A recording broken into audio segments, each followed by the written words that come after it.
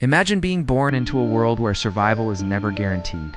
No safety, no comfort, no second chances. Now imagine rising from that world to build the largest land empire in human history. This isn't fiction.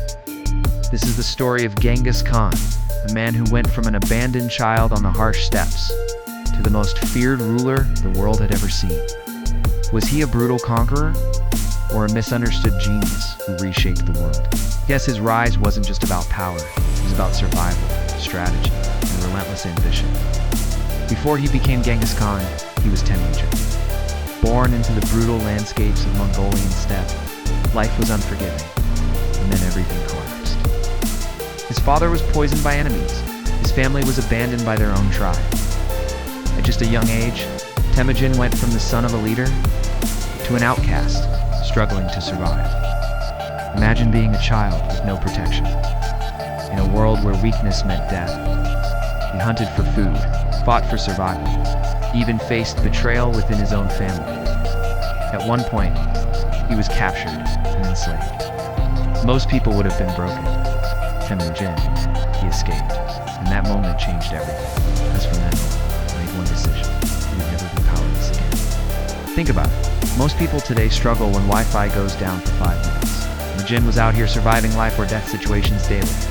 But survival wasn't enough, because Temujin didn't just want to live, he wanted to rise. And to do that, he had to unite the most dangerous warriors on earth. The Mongol tribes were divided, constant rivalries, endless conflicts, no unity.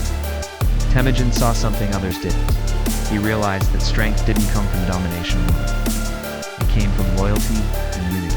Instead of ruling through fear alone, he did something revolutionary.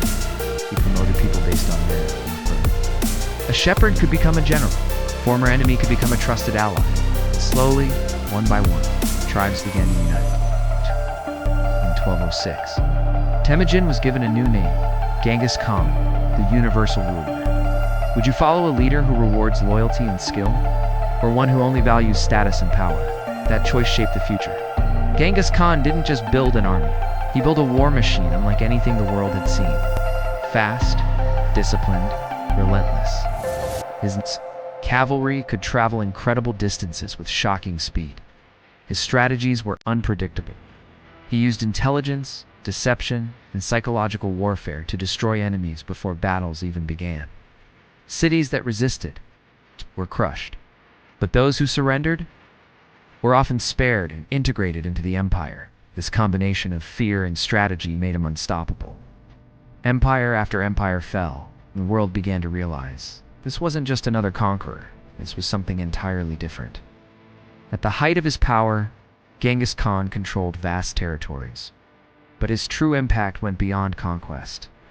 He established laws, protected trade routes, connected cultures across continents. The Mongol Empire became a bridge between East and West. Ideas, technologies, and knowledge flowed like never before. In many ways, he helped shape the early foundations of globalization. Let's think about this. Is greatness defined by how much you conquer, or by how much you change the world? From an abandoned child to the ruler of a vast empire, Genghis Khan's rise is one of the most extraordinary transformations in history. His story proves something powerful. Circumstances don't define you, decisions do. But it also raises a deeper question. At what cost does greatness come? Because behind every empire there are stories of creation and destruction. And if you think the rise of powerful civilizations is fascinating, wait until you see how one of the most advanced civilizations mysteriously collapsed. Click the video on your screen now to watch why the Mayan civilization collapsed. Trust me, that story will change how you see history.